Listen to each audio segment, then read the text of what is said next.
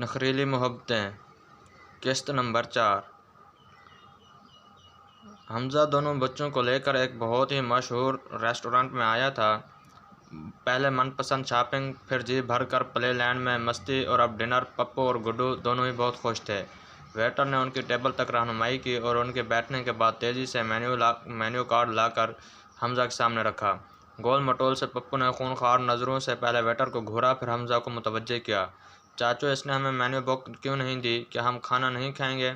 Waiter نے بکھلا کر اس سرخ و سفید پھولے گالوں والے بچے کو دیکھا۔ سوری سر، آپ کے بچے اتنے چھوٹے ہیں، میں نے سوچا یہ مینیو کہاں پڑھ پائیں گے۔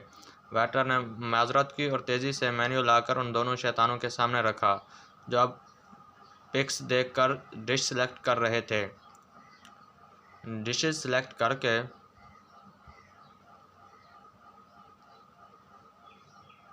ابھی وہ تینوں چچا بھتیجے آرڈر کر کے فارغ ہی ہوئے تھے کہ حمزہ کو کمشنر صاحب اپنی اہلیہ اور سالی ماہین کے ساتھ نظر آئے۔ مارے گئے، یہ کہاں سے ٹپک پڑے؟ حمزہ بڑبڑایا۔ گڈو اور پپو نے حمزہ کی نظروں کے تعاقب میں دیکھا تو انہیں بھی کمشنر انکل اور ان کی فیملی نظر آ گئی۔ گڈو اور پپو نے ایک نظر حمزہ کے پریشان چہرے کو دیکھا اور وہ دونوں سیدھے ہو کر بڑی تمیز سے بیٹھ گئے۔ Hamza, my boy, what a surprise! Commissioner صاحب پاس آ کر کہا۔ نہ چاہتے ہوئے بھی چہرے پر مسکراہٹ سجا کر حمزہ نے ان سب سے سلام دعا کی اور پھر کمشنر صاحب نے مزید کرسیاں منگوا کر ان لوگوں کو جوائن کر لیا۔ حمزہ، ان سے ملو، یہ ماہین ہیں۔ انہوں نے اپنی سالی کا تعارف کروایا۔ حمزہ نے ایک نظر ماہین کو دیکھا اور سر کے اشارے سے ہیلو کہا۔ حمزہ، میں کتنے دنوں سے آپ کا انتظار کر رہی تھی۔ احمد بھائی نے کہا تھا آپ ملنے آئیں گے پر آپ آئے نہیں۔ ماہین نے بڑے کانفیڈنس سے حمزہ سے بات چیت کا آغاز کیا۔ پپو اور گڈو دونوں ناگواری سے حمزہ اور ماہین کو بات چیت کرتے ہوئے دیکھ رہے تھے۔ کمشنر صاحب اور ان کی فیملی نے بچوں پر بالکل توجہ نہیں دی تھی اور گڈو اور پپو کو باب کٹ بال اور بوٹے سے قد کی ماہین بالکل بھی اچھی نہیں لگ رہی تھی اور کھانا شروع ہو چکا تھا۔ حمزہ، آپ تو کچھ لے ہی نہیں رہے۔ ماہین نے بڑی بے تکلفی سے فرائیڈ رائس حمزہ کی پلیٹ میں۔ احمد بھائی، آپ کو پتہ ہے میں اور حمزہ کالج کے دنوں میں کلاس فیلو رہ چکے ہیں۔ ماہین نے جوش سے کمشنر صاحب کو اطلاع دی، پھر دوبارہ حمزہ کی جانب مڑی۔ حمزہ، مجھے تو ہمیشہ ایسا لگتا تھا کہ تم سنگر بنو گے، یہ پولیس لائن میں کیسے آ گئے ہو؟ انجانے میں ماہین حمزہ کی دکھتی رگ کو چھیڑ گئی تھی۔ حمزہ کی آنکھیں ضبط سے سرخ ہو چکی تھیں۔ تبھی گڈو نے حمزہ کو مخاطب کیا۔ چاچو، گھر چلیں، نیند آ رہی ہے۔ بیٹا، صبح سنڈے ہے، آج تھوڑا دیر تک جاگ لو۔ اچھا تو ماہین، تم کیا کہہ رہی تھی؟ مسز احمد نے زبردستی کی مسکراہٹ سجا کر پہلے گڈو کو ٹوکا، پھر دوبارہ اپنی بہن کی جانب متوجہ ہو گئیں۔ بچوں، میں کہہ رہی تھی کہ حمزہ تو کالج اور یونیورسٹی میں مشہور تھا، اتنا زبردست گٹار بجاتا تھا کہ سب کو دیوانہ کر دیتا تھا۔ اور ایک بار تو ابھی ماہین کی بات بیچ ہی میں تھی کہ حمزہ معذرت کرتا کھڑا ہو گیا۔ سر، بچے صبح سے گھر سے نکلے ہوئے ہیں، اب ان کے سونے کا ٹائم ہے، مجھے اجازت دیجیے، پیر کو آفس میں ملتے ہیں۔ وہ قطعی لہجے میں کہتا والیٹ سے چند بڑے نوٹ نکال کر میز پر رکھتا ہوا پپو اور گڈو کو لے کر بنا رکے باہر نکلتا چلا گیا۔ احمد، آپ نے دیکھا یہ حمزہ کتنا بدتمیز ہو گیا ہے، بات کرنے کی تمیز تک نہیں رہی۔ آپ اسے جاب سے نکالنے کی دھمکی دیجیے، پھر دیکھنا کیسے سیدھا ہوتا ہے، مسز احمد نے غصے سے کہا۔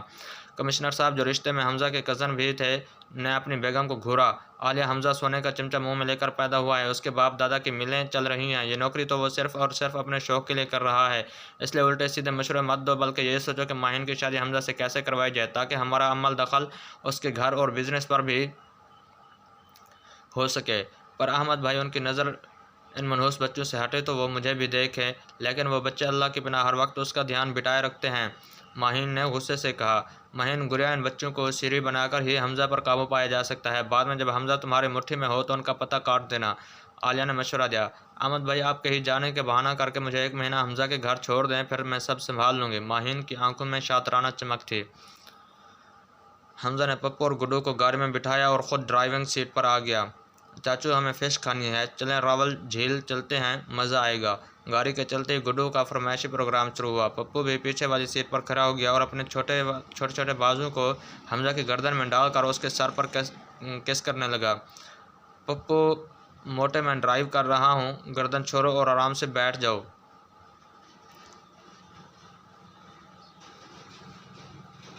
حمزہ نے پپو کو ٹوکا۔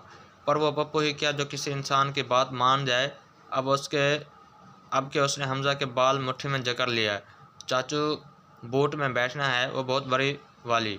پپو نے بھی اپنی فرمائش حمزہ کی سماعتوں میں ڈالی۔ اچھا میرے باپ، میرے بال چھوڑ کیا گنجا کرے گا، چلو بوٹنگ پر چلتے ہیں، تم دونوں بھی کیا یاد کرو گے، حمزہ نے ہنستے ہوئے کہا اور گاڑی راول جھیل کی طرف موڑ لی۔ ویسے چاچو آپ کو پتہ ہے گنجے لڑکوں کی شادی بہت مشکل سے ہوتی ہے۔ کافی دیر سے خاموش بیٹھے گڈو نے زبان کھولی۔ چاچو مجھے شادی کرنی ہے، پپو نے بیچ میں ٹانگ رہی۔ حمزہ نے 4 سالہ پپو کو گھور کر دیکھا جو بڑی بے نیازی سے اسے دیکھ رہا تھا۔ پپو یار اپنی عمر دیکھ، اب میں 3-4 سال کی دلہن کدھر سے ڈھونڈوں؟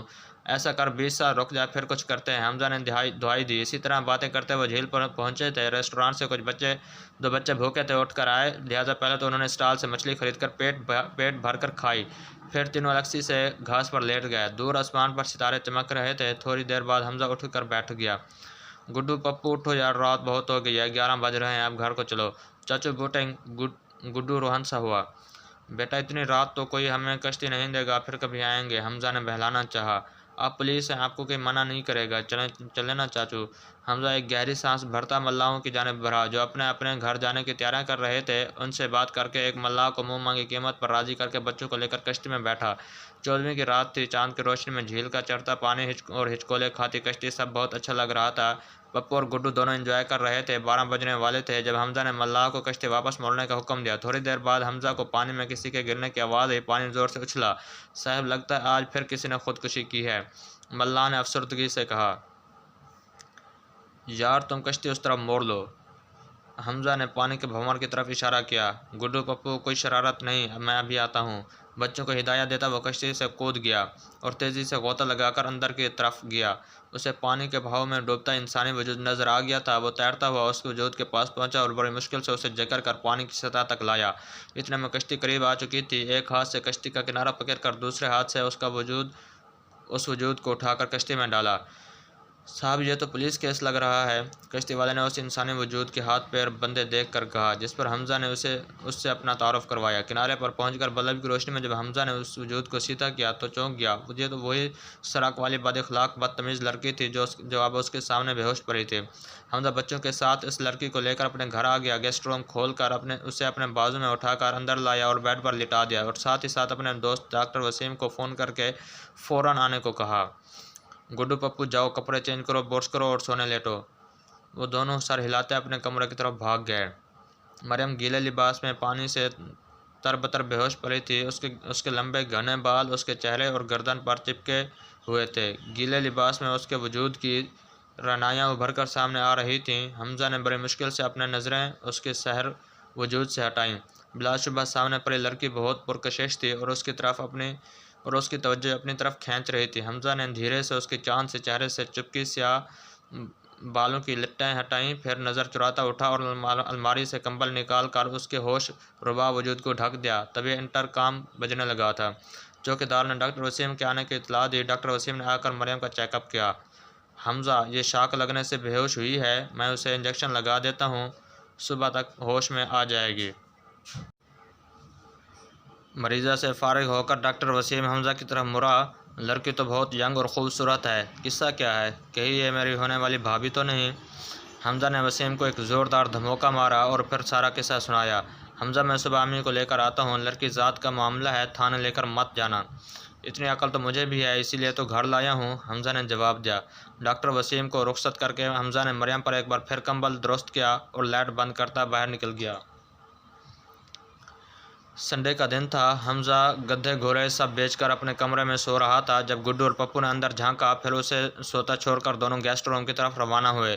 مریم کو ایسا لگا جیسے کوئی بڑے پیار سے نرم نرم روئی کے گالوں سے اسے چھو رہا ہو۔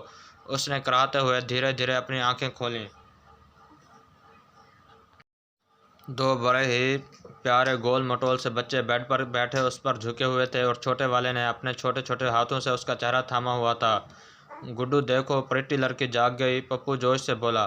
اپنے لیے پریٹی لڑکی سنتے ہی مریم کے چہرے پر مسکراہٹ آ گئی اور وہ اٹھ بیٹھی۔ اب وہ حیرانگی سے کمرے کو دیکھ رہی تھی۔ پھر اسے یاد آیا کہ تایا نے کیسے اس کے والدین کو مارنے کا اعتراف کیا تھا۔ تبھی گڈو اس کے سامنے آیا۔ میرا نام گڈو ہے اور یہ میرا بھائی پپو، اور میرا نام مریم ہے۔